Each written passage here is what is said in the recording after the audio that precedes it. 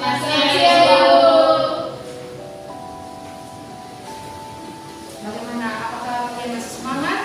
Masih, Bu. Oke.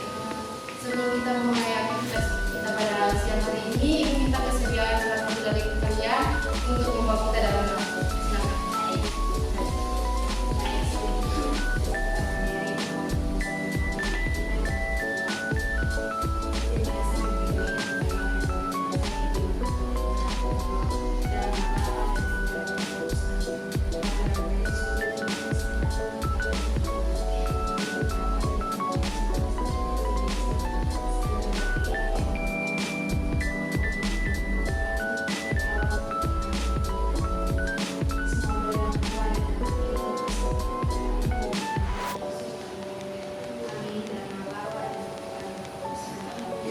Oke, baik, terima kasih Jen untuk keduanya.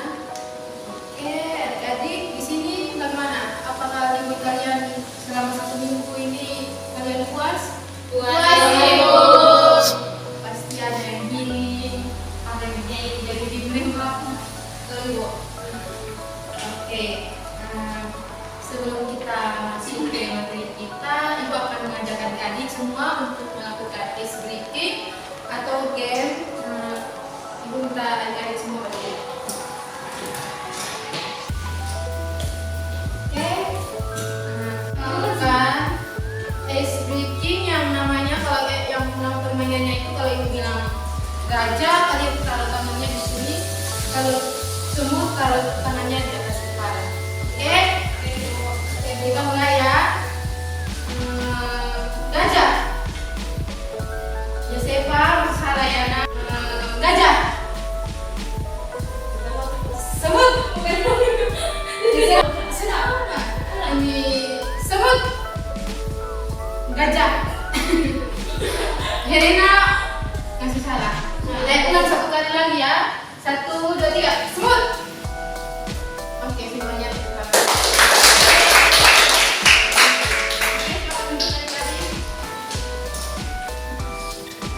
Ibu mau bertanya, apakah adik-adik di sini sudah pernah mengikuti layanan bimbingan kelompok? Belum, Ibu. Berarti ini pertama kali bertemu ya. Ya, Ibu. Oke, di sini ada yang tahu apa itu bimbingan kelompok? Tidak tahu, Ibu. Tidak tahu. Oke, Ibu akan menjelaskan sedikit ya tentang layanan bimbingan kelompok. Jadi layanan bimbingan kelompok merupakan suatu kegiatan yang dilakukan secara kelompok dengan memanfaatkan dengan kelompok. Artinya di sini semua peserta dalam kelompok ini saling berinteraksi, bebas mengeluarkan pendapat, menanggapi serta memberi saran dan sebagainya. Oh iya, kalau layanan bimbingan kelompok ini biasanya terdiri dari 5 sampai 10 orang ya. Oke, jadi materi kita hari ini tentang pentingnya mengakui agama yang dianut. Nah, mungkin ada yang tahu tentang pengertian agama? Saya, Bu. Oke, Dina silakan. Jadi agama itu adalah suatu sistem yang mengatur tentang tata keimanan atau kepercayaan seseorang dan peribadatan kepada Tuhan yang Maha Kuasa itu. Helena, jadi agama itu merupakan sistem yang mengatur tata keimanan dan peribadatan kepada Tuhan yang Maha Esa serta tata kaidah yang berhubungan dengan pergaulan manusia atau suatu organisasi yang di dalamnya mengajarkan hal-hal yang baik.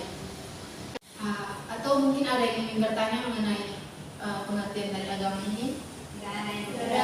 Oke, jadi Ibu lanjutkannya. Belakangan ini pembicaraan tentang keyakinan atau keimanan menjadi topik yang cukup banyak dibicarakan di kalangan masyarakat, terutama di media sosial. Meski terkadang pembicaraan soal pandangan agama ataupun keyakinan ini bisa menimbulkan konflik. Meski terkadang pembicaraan soal agama ini biasanya menimbulkan konflik, tetapi tetap saja dibahas di kalangan masyarakat. Nah, adik-adik tahu tidak kalau orang-orang yang tidak mempunyai agama itu disebut apa? Ateis. Betul sekali. Nah, orang-orang yang tidak memiliki agama itu salah satunya ateis atau ateisme. Kata ini memang sudah tidak asing lagi di telinga kita karena seringkali kita melihat di kalangan artis mungkin atau di luar negeri yang tidak memiliki agama. Nah, secara alami ateisme memiliki dua poin ciri yang melibatkan ide-ide umum tentang teisme. Yang pertama melibatkan gagasan Tuhan secara metafora. Misalnya di sini seorang teis yang percaya kepada Tuhan sebagai prinsip hati atau moralitas. Kedua yaitu teisme yang melibatkan dewa yang ada sebagai objek fisik, yang ada orang-orang tertentu yang menyembah batu, pohon, sungai, atau alam semesta itu sendiri. Orang-orang yang meyakini hal tersebut memperlakukan benda-benda ini menjadi dewa mereka. Ateis ini yang pertama juga ada orang yang dia percaya akan adanya Tuhan, akan kehadirannya Tuhan, tetapi dia tidak mau menganut agama-agama tersebut seperti menganut agama Kristen, Katolik atau Islam. Teisme juga ini ada juga yang melibatkan dewa sebagai penyembahan. Yang ketiga adalah kepercayaan agama. Maksudnya adalah masyarakat yang tidak memiliki atau menganut sebuah agama, dia tetap menjalankan ritual. Nah, jika melakukannya tanpa ada kepercayaan, maka hubungan yang terjalin antara individu atau yang ada di sekitar kita pun tidak akan berjalan mulus. Jadi kalau dia tidak mempunyai sebuah agama, terus dia menjalankan ritual tertentu, maka dia hidup dengan tetangganya itu kurang baik. Yang keempat, simbol agama. Nah, maksudnya adalah di mana masyarakat penganut agama tersebut memiliki panggilan atau memiliki ciri khas berhubungan dengan agama.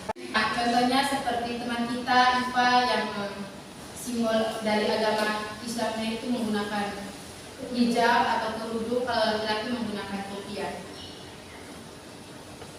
Mungkin ada yang mau bertanya tentang unsur-unsur agama? Oke, kita masuk dalam macam-macam agama. Yang pertama, ada yang bisa sebutkan macam-macam agama yang terdapat di Indonesia? Saya Ibu. Silakan. Yang pertama Islam, yang kedua Kristen, yang ketiga Katolik, yang keempat Hindu, yang kelima Buddha, dan keenam Konghucu.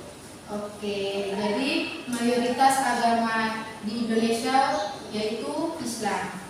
Berdasarkan perhitungan, pemeluk Islam berjumlah 87,2% atau lebih dari 207 juta orang.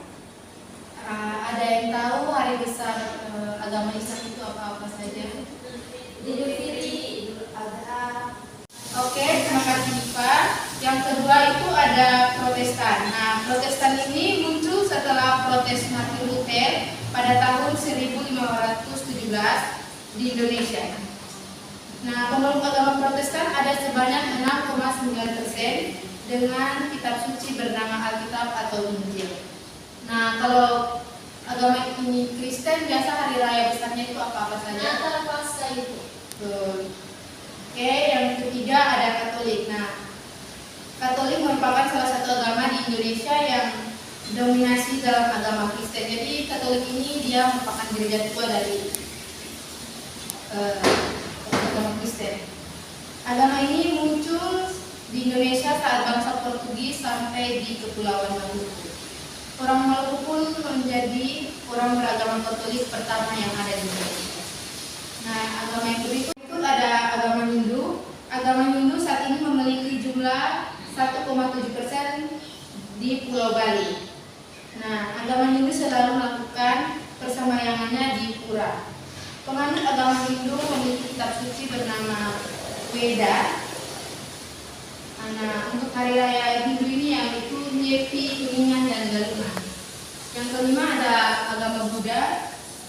Kitab suci agama Buddha itu adalah Tripitaka. Agama Buddha awalnya berasal dari India dan menjadi salah satu agama tertua di Indonesia.